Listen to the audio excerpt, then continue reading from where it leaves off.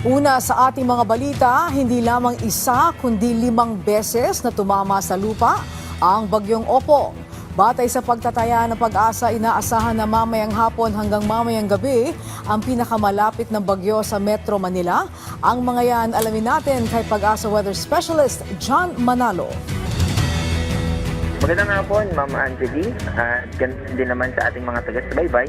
Update po dito kay Severe Tropical Storm Opong. Kagabi ay mas lumakas pa ito into typhoon, and then bumalik naman siya na maging severe tropical storm sa ninang madaling araw na 2 a.m. Nakalimang landfall na tayo. Yung una ay sa San Policarpo, Eastern Samar, 11:30 a.m. Sumunod ay sa Palanas, Masbate, and then Milagros, Masbate, dahil mga islands po ito. And then pang-apat naman ay San Fernando, Romblon. Sunod ay Alcantara, Romblon. Nakikita natin na sa susunod na landfall nito ay dito na siya tatama sa Mindoro. Samantala, meron tayong nakataas ngayon na tropical cyclone range signal number 3 dito sa Batangas, Marinduque, Romblon, Occidental Mindoro at Oriental Mindoro. Kasama din dito sa Visayas yung northern portion ng Aklan at Caluya Island. Samantala, signal number 2 naman dito sa southern portion ng Zambales, probinsya ng Bataan, southern portion ng Pampanga, southern portion ng Bulacan, Metro Manila. Yes po, nakataas na sa signal number 2 yung Metro Manila, Rizal, Cavite, Laguna, and southern portion ng Quezon, southern portion din ng Camarines Sur, Albay, Sorsogon, Masbate, Calamian Island at Cuyo Islands, northern portion ng Antique, natitirang bahagi ng Aklan, Capiz, northern portion ng Iloilo, northern portion ng Negros Occidental, extreme northern portion ng Cebu including Bantayan Islands, extreme western portion ng Northern Samar at extreme western portion ng Samar.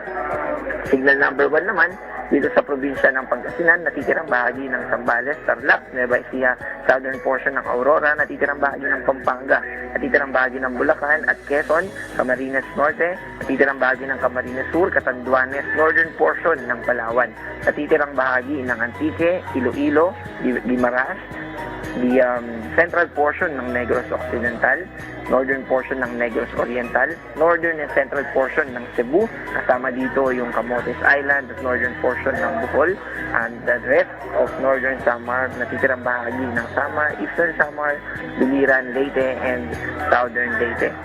In terms naman ng update natin sa magiging impact nito sa Metro Manila, sa ating pong update ay 4 to 8 p.m. po natin nakikita pinakamalapit itong si Bagyong Opong dito sa Metro Manila, kaya makakaranas po tayo ng mga pag-ulan at paglakas ng hangin.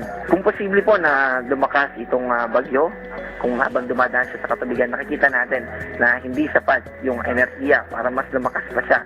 So mananatili siya na severe tropical storm hanggang makarating siya dito sa West Philippine Sea. Pero paglabas nito ng Philippine Area of Responsibility o kapag nasa boundary na ito, ay nakikita natin na dun mangyayari yung posibleng paglakas pa niya from severe tropical storm to typhoon category.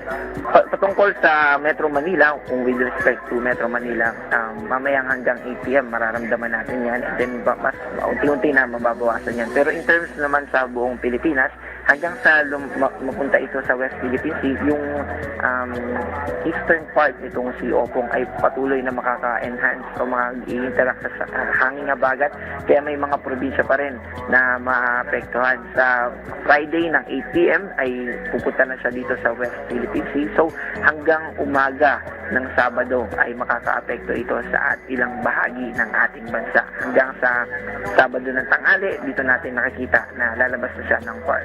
Base dito sa ating TC threat potential, yung TC threat potential natin ay yan yung ginagamit natin kung merong bang mamumuo o may nakikita ba tayo na potential na mamuo sa susunod na 2 linggo. And then nakita din natin doon na may posibilidad na mamuo at posible rin na magkaroon ng cloud clusters na posibleng maging LPA. Pero sa ngayon ay ang focus natin ay yung si Opong, and bibigyan din natin ito ng highlights kapag nakita natin na tumaas pa lalo yung chance na ito ay maging ganap na LPA. At para naman po sa ating update patungkol sa mga dams,